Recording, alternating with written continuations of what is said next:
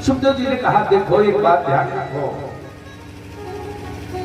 जो भगवान की शरण में रह करके काम करता है, उनकी आज्ञा से काम करता है, वो कभी भी किसी भी जगह परेशान नहीं। उसको न्याय भगवान देते। इन्हें इसलिए नहीं दिला रहे कि अगर आप शर्त पाल लें, उसे आप दूध पिलाएं, बड़ी बड़ी अच्छी अच्छी चीजें खिलाएं, बहुत कोशिश करें, लेकिन उससे आपका कोई भला होने वाला नहीं। संसार का भला करने के लिए देवताओं को बढ़ाइए, क्योंकि संस्कारित है, इनसे किसी का हित नहीं होगा, देवताओं से तो हित होगा। यदि ये भावना बढ़ेगी, दैत्यों की भावना बढ़ेगी, तो फिर धर्म स्थापित नहीं रह पाएगा। और वो कहते हैं मैं तो धर्म संस्थापना खाया संभवामि युगे युगे परित्राणाय साधूनां विनाशाय च दुष्कृतां।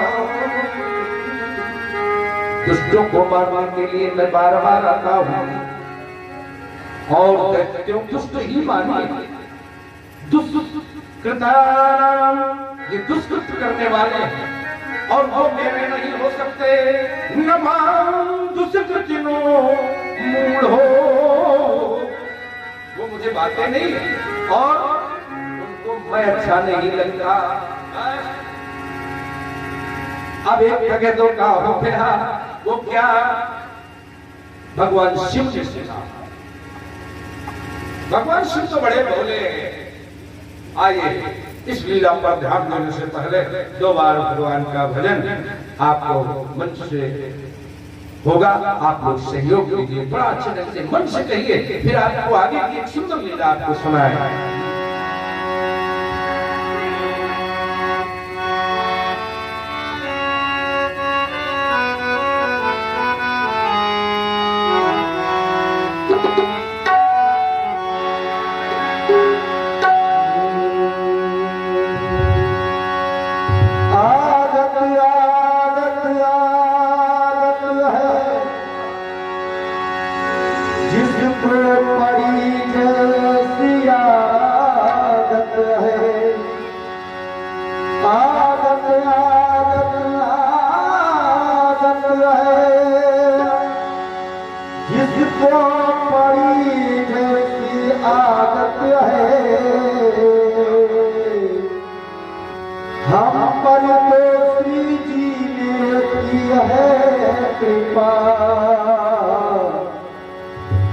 राधे कहने की आदत है, राधे राधे राधे कहने की आदत सी हो गई है।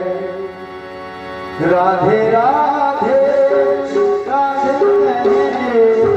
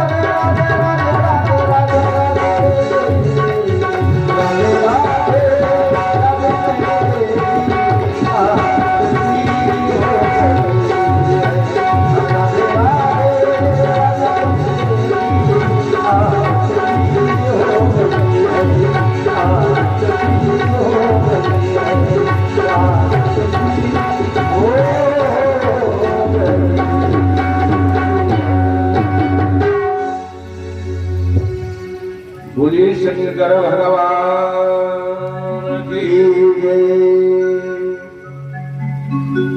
जिस समय भगवान शिव ने जाना जब मंथन हुआ और अमृत का विभाजन केवल देवताओं के पक्ष में गया और वो भी एक अवतार लेकर के भगवान ने ये क्रिया की। जब भगवान शंकर ने जाना तो इनके मन में बड़ा कौतूहल है।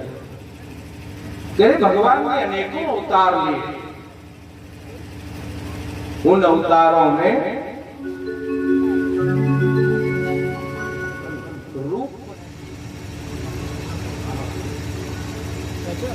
गुण परिवर्तन हो सकता है।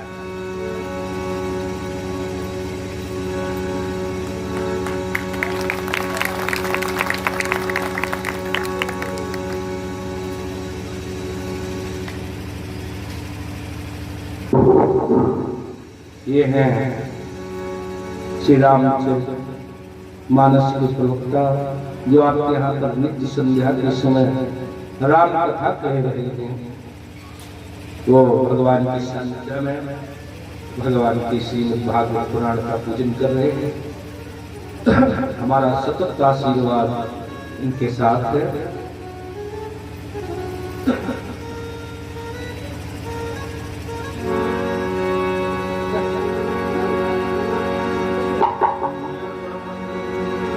हरि ओम नमः।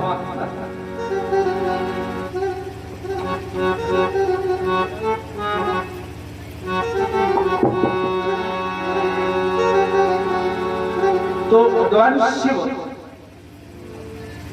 उस रूप के लिए लालाई और कहा, अरे सखी चलो चलो मेरे साथ। सती जी ने कहा, कहाँ चलना है? बैठो बैठो।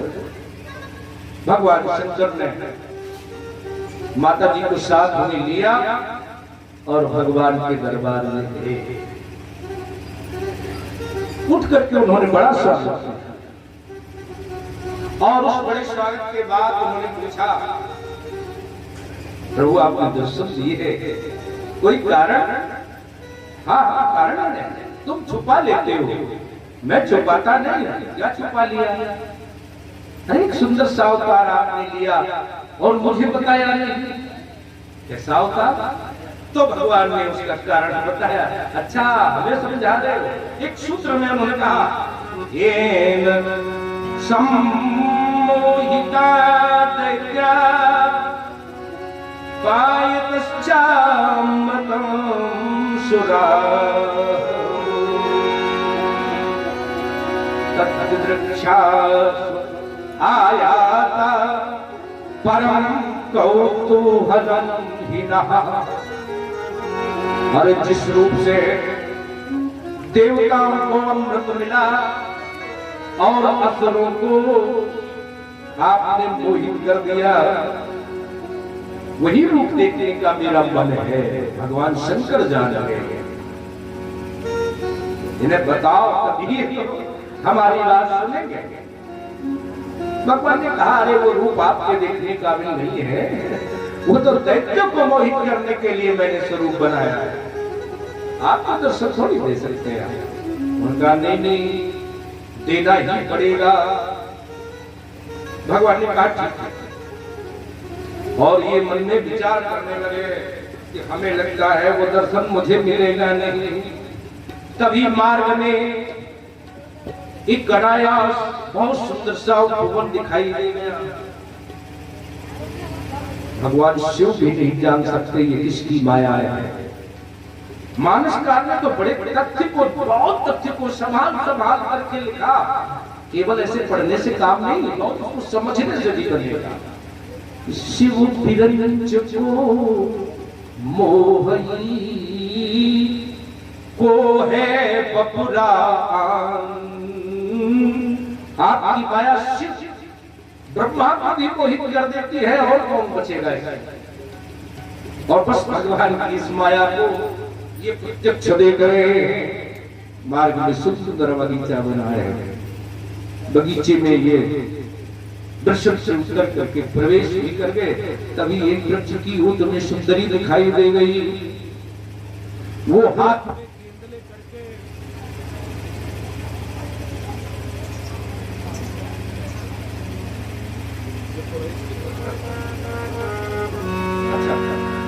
महाराज श्री के सामने एक बहुत सुंदरी झीने झीने वस्त्र पहनकर हाथ में गेंद लेकर के आगे आगे उछलने वाली गेंद छापती जाती है और स्वयं आगे बढ़ती जाती है।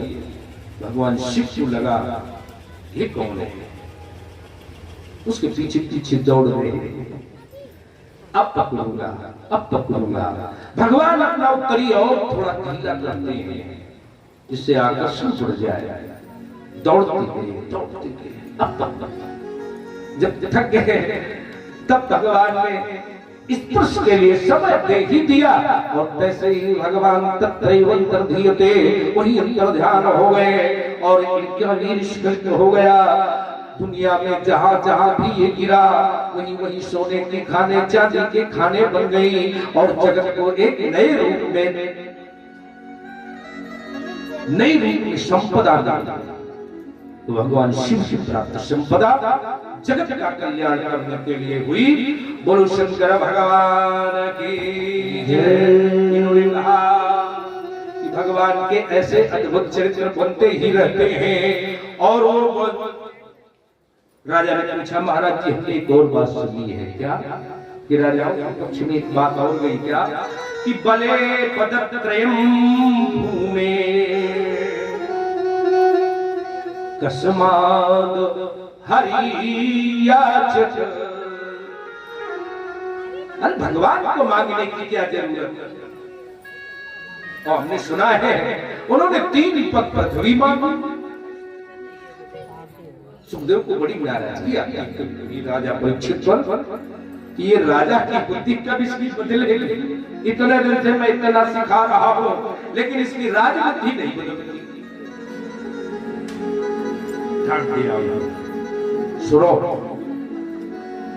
भगवान कभी किसी का पक्ष नहीं लेते, वो किसी के पक्ष में बात करते ही नहीं, कोई काम करते ही नहीं। वो निष्पक्ष निष्पाप निष्काम इनसे जरिए। लेकिन बात तब कर गई जब बलि ने और शुक्राचार्य का आश्रय लेकर के दैत्य प्रवृत्ति से फिर से एक बार स्वर्ग पर अधिकार कर लिया। देवता प्रकट गए और यज्ञ के माध्यम से ये इन्होंने उपलब्धि प्राप्त की। आज क्लेश किसको आया?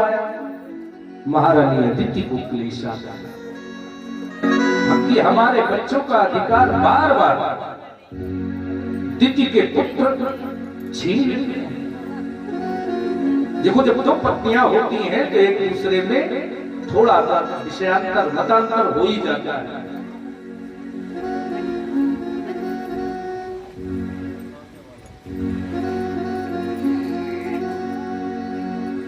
विषयांतर होता है। उन्होंने कहा, महाराज सुन ले कि कश्यप जी के पास एक बार अदिति आई और उन्होंने प्रार्थना की कि प्रभु एक काम क्या, एक मुझे ऐसा पुत्र आपसे मिल जाए जो मेरे पुत्रों का अधिकार दिला दे। हमें किसी का अधिकार नहीं चाहिए। बहुत सुंदर भावना है कि मन में मेरे बच्चों का अधिकार मिल जाए बस। तो उन्होंने पयोव्रत का उपदेश दिया। पयोव्रत करो, एक सुंदर बालक पैदा होगा। महारानी अदिति ने सुंदर से पयोव्रत का अनुष्ठान किया, उससे एक सुंदर पुत्र की प्राप्ति हुई। और श्री सुखदेव जी ने बताया कि ये पुत्र भाद्रपद मास के शुक्ल पक्ष की द्वादशी के दिन जो श्रवण नक्षत्र आता है उस दिन प्रकट हुआ। भगवान आए और सब तरफ से इनकी जय जयकार होने लगी। ये अद्भुत बालक है, छोटा सा बालक है, 52 इसलिए उनको देख करके महर्षि ऋषियों में देवताओं में, किन्नर यक्षरक अन्य अन्य लोगों में बहुत प्रसन्नता जागृत हो गई। तम बटुम वामनम दृष्ट्वा मोदमानः महर्षया कर्माणि कारयामासु पुरुषकृत्य प्रजापतिम्। सारे संस्कार करा दिए गए। कमंडल छत यज्ञोपवी छोटा सा ये बालक दैदीप दबान होकर के माता के चरणों में सर नवाया। चल रेखा, कहाँ जा रहे हो? अपने भाइयों का अधिकार दिलाना। अच्छा अच्छा, माता का हृदय गदगद हो गया। छोटे का अनुमान नहीं करना चाहिए कि तुम छोटे हो। बोले ना ना ना, मां देखती रहो, केवल देखो, तुम्हें भय करने की जरूरत नहीं। महाराज श्री चौधरी नर्मदा नदी के किनारे बलि जी महाराज यज्ञ कर रहे हैं, शुक्राचार्य जी उनके अधिकारी हैं, सारा का सारा समाज जुटा है। वहां पर ये पहुंचे और पहुंच करके जैसे ही इन्होंने दर्शन दिया, बलि खड़ा हो गया। देखो भक्ति तो बलि, रावण, हिरण्यकश्यप, हिरण्याक्ष और कुंभकर्ण ने नहीं की। भक्ति है लेकिन उस भक्ति से जो प्राप्त होता है वो स्वार्थ के लिए जुटाना चाहता है। जो परमार्थ के लिए जुटाता है वो श्रेष्ठ है, और जो स्वार्थ के लिए जुटाता है वो अधम है। स्वार्थ के लिए हम खाएं चाहे दुनिया भूखी मर जाए, ये निकृष्ट वृत्ति है। सब खाएं फिर मैं खाऊं, ये उत्कृष्ट वृत्ति है। उत्कृष्ट वृत्ति का स्वागत सारे जगत में ही नहीं स्वर्ग तक में किया जाता है। वहां कोई बड़ा सुख नहीं, वहां भी आपस में बल चलता रहता है। वो भी इंद्र भी ब्रह्मम पदम याचते, ब्रह्मा का पद चाहता है, वो भी आगे बढ़ना चाहता है। एक दूसरे में प्रतिस्पर्धा है, ईर्ष्या है, कभी तो लड़ाइयां होती रहती है। माने माया का क्षेत्र वहां भी है, लेकिन उसकी थोड़ी प्रशंसा हो सकती है सात्विक होने के कारण।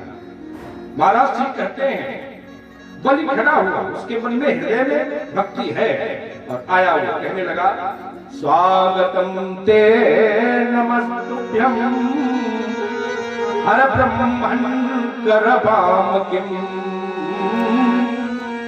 ब्रह्मर्षीणां तपः साक्षात् मन्ये त्वयार्तिक पुरुधरम्।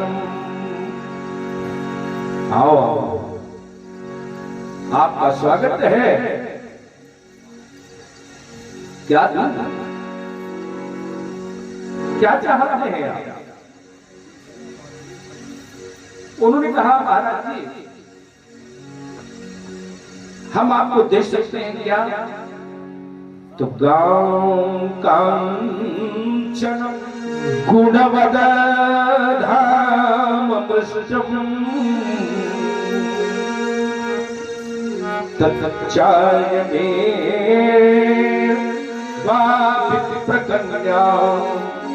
हम जानते हैं तुम ब्राह्मण हो, तो क्या चाहोगे? सोना, गाय? ये इनकी जरूरत नहीं है तो कोई बात नहीं, फिर कोई प्रकन्या चाहिए वो दे। बलि बड़ा चतुर है कि अरे इतना नन्हा सा बालक क्या मांगेगा, बस यही मांग सकता है। सुखदेव जी महाराज कहते हैं कि धर्म की बात सुनकर के महाराज श्री ने सबसे पहले उनकी बड़ी प्रशंसा की। क्यों नहीं करोगे? अरे भाई तुम्हारे पूर्वज भी तो यही करते आए हैं, बड़ी भक्ति थी उनके हृदय में, जो कहा वही करते थे। अब प्रशंसा कर दे, मांगने वाला प्रशंसा कर दे तो समझ लो बहुत बड़ी याचना करेगा। छोटी मोटी याचना नहीं करेगा, बड़ी याचना करेगा। सावधान रहिए। और उन्होंने कहा कि अगर आप देना चाहते हैं तो एक मेरी मांग है। बोले क्या? बोले 3 पग पृथ्वी मुझे चाहिए और वो भी आप न नापे, हम अपने पैरों से नाप लेंगे। तो उसने ऊपर से नीचे तक देखा कि अरे क्या कह रहा है ये लड़का? एक तो 52 गुणगुण का और पृथ्वी भी मांग रहा है, तो अपने पैरों की नाप। वो सोच रहा है क्या करेगा इतनी पृथ्वी का। उसने फिर सलाह दी कि मैं अपने पैरों से नाप दूंगा तो कम से कम आप आपकी एक झोपड़ी तक भी बन जाएगी। आप नापेंगे तो क्या बनेगा? उनका नहीं, सुनो सब मेरी। पदानि 3 दैत्येन्द्र और संवतानि पदा मेरे ही पैरों से नापी जाएगी। अच्छा, हंस पड़ा ठीक है। और उसने हाँ भी कर दिया। ठीक है महाराज, दे दे। शुक्राचार्य जी आ गए। अरे हाथ पकड़ा उसका, क्या कह रहे हो? बोले क्या? अरे लड़का 3 पग पृथ्वी मांग रहा है, ये कह रहे हैं हाँ ठीक दे देंगे। बोले मूर्ख, बदल जा, इन्हें तू पहचान नहीं पा रहा है। महाराज जी क्या बात कर रहे हो? इसे पहचानने न पहचानने से क्या मतलब? उन्हें कहा नहीं नहीं, ध्यान दे, ये विष्णु है, ये तुम्हें छल लेगा और देवताओं का काम बना देगा। बात बदल जा, नहीं देंगे कह दे। बोले ना ना, मैंने हाँ कह दिया, हम तो देंगे। बोले ना ना ना, झूठ बोल। कुछ स्थान ऐसे उन्होंने बताए जहां पर झूठ बोलना चाहिए। अगर किसी की कन्या की विवाह की बात बन रही हो तो झूठ बोल, कोई दिक्कत नहीं, धर्म है। अगर गाय की हत्या करने वाला तुमसे पूछे और तुम्हारे झूठ बोलने से उसके प्राण बच जाए तो तुम झूठ बोल दो, वो पाप नहीं है। इसलिए तू झूठ बोल जा। कहते नहीं देंगे। उनका नहीं महाराज जी, हम तो देंगे। हमारे पूर्वज भी ऐसे नहीं रहे कि झूठ बोले। हमने कह दिया, सब कह दिया। इस रोज में साक्षात कौन है ये? लेकिन वो मानता नहीं। हम तो देंगे महाराज जी। तो बोले मैं देने नहीं दूंगा। उसने भी अपना संकल्प को बढ़िया कर दिया। तो विंध्यावली आ गई कमंडल लेकर, हमारा संकल्प करो। तो विंध्यावली का जो पात्र है, उस पात्र में जिस जगह से जल गिरने वाला है वही स्थान का निश्चय किया शुक्राचार्य जी ने। और वो मंत्र पढ़ने लगे, विष्णु विष्णु विष्णु नमः परमात्मने। जल डालो, बोले जल तो गिरता ही नहीं। भगवान ने कहा अरे कोई बात नहीं, हम समझ रहे हैं झटक गया होगा। तो भगवान ने अपने हाथ की कुशा लेकर के उसी मार्ग में चलाई। वहां पर वही नेत्र किए बैठे थे, तो सीधे नेत्र में जाकर के वो पुष्प टकराया तो नेत्र फूट गया, रक्त की धारा बह चली। उन्होंने कहा अरे रुक जाओ, कुछ गड़बड़ है। तब तक वो आंख मलते हुए शुक्राचार्य जी बाहर निकले। बस ध्यान दीजिए, एक बहुत बढ़िया पद लिखा गया कि दाता और भिक्षुक के, एक दे रहा है और एक ले रहा है, और उसके बीच में एक लोग आते हैं 15 रुपया दे रहे हैं। अरे 10 है, बताओ तुम्हें क्या लेना देना। लेकिन नहीं, तो उसने लिखा कि दाता और भिक्षुक के झगड़े माने हकीच, परे वो जन कोई। बोलो ही नहीं, और अगर बोलो और पीछे परे हो तो विचार करो और ऐसो करो जब हो ये भलो ही। अच्छा ही हो ऐसा करना। तो भिक्षुक और दाता के झगड़े माने बीच, पर वो जन कोई और बीच पर तो विचार करो और ऐसो करो जब हो ये भलो ही। नहीं तो बलि और बामन की घटना या जग में जान रहो सब कोई, कि दयो बलि ने और लयो हरि ने और शुक्र नयाख अनाहक कोई।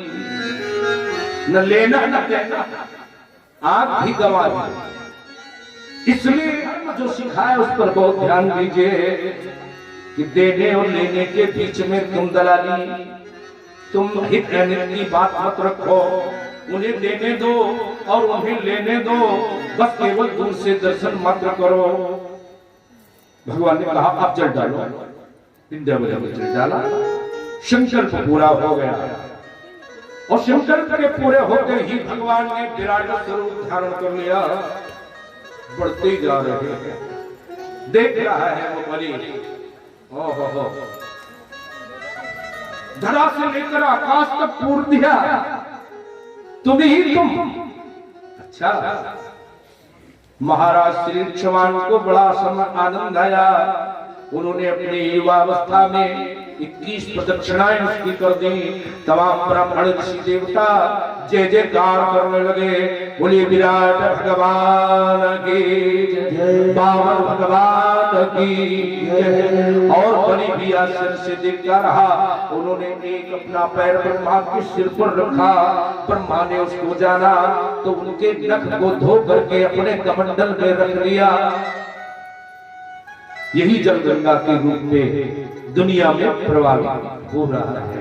उनकी पद धोवन है, उनकी ही पद धोवन से बोला भक्त उनको ही स्नान कराता है। बोला उनकी पद धोवन जग प्रवाहित होकर के जग को पावन कर रही है, कितने जीवों का उद्धार कर रही है। ये गंगा लाई गई, अपने आप नहीं आई। इसलिए उन्होंने कमंडल में रखी और भगवान ने फिर बलि से पूछा कि पदम द्वितीयम क्रमद त्रविष्टम न वै तृतीयाय तदनीमवा। अब बताओ मैं तीसरा पैर कहाँ रखूं? बलि समझ गए मेरे अभिमान पर चोट की थी, तो विनम्र भाव से कहा मेरे शीश पर रखो महाराज, विंध्यावली वाली शीश मेरे शीश पर रख लो प्रभु। तो तीसरे पद को उन्होंने उनकी सिर पर रख करके अपना वचन पूरा कर लिया। फिर कहा बलि जो तुम्हें अपने बंधन में डाला है उसके बदले में तुम मुझसे बस एक 52 दरवाजे का महल हो और प्रत्येक महल पर आप गदा धर करके मुझे दर्शन में, यही मैं चाहता हूं। भगवान ने उनकी इच्छा पूरी की। हमने आपको कहा, हमने आपसे पहले ही कहा विशाल रूप से कथा, विस्तार रूप से कथा, इसी को समासद व्यास पद्धति कहते हैं। इनसे मैं आपके सामने रखूंगा। जैसा समय, जैसी व्यवस्था, वैसा रखने के लिए तो बहुत ज्यादा से ज्यादा रखा जा सकता है, लेकिन इस अनंत सागर की कथा को थोड़े समय में नहीं कहा जा सकता। अनंत सागर है, रस ही रस भरा है। एक एक बूंद पी जाने के लिए तमाम विद्वानों ने बड़ा प्रयास किया। शास्त्रों में ये ऐसा फल है कि न इसमें गुठली है न छिलका है, रस ही रस है, रस ही रस। पीते रहो, आनंद किनको नहीं आता? जो शरीर से यहां विद्यमान, मन से दूसरी जगह विद्यमान, आनंद उनको नहीं आता जिनको लगता है अरे समय काटना तो पड़ेगा, जिन्हें भार हो गई है, भार नहीं रही है। आनंद लीजिए कि भाग्य से ये समय आ गया, भाग्य से ये कथा हमें मिल रही है, चलो आनंद से इसका रसपान करें। आइए अन्य अन्य अवतारों की कथा आपके सामने रख करके फिर संक्षिप्त समय इनको जोड़ करके आपसे रामावतार की कथा हम आपके सामने रख करेंगे। सीताराम सीताराम सीताराम कहिए।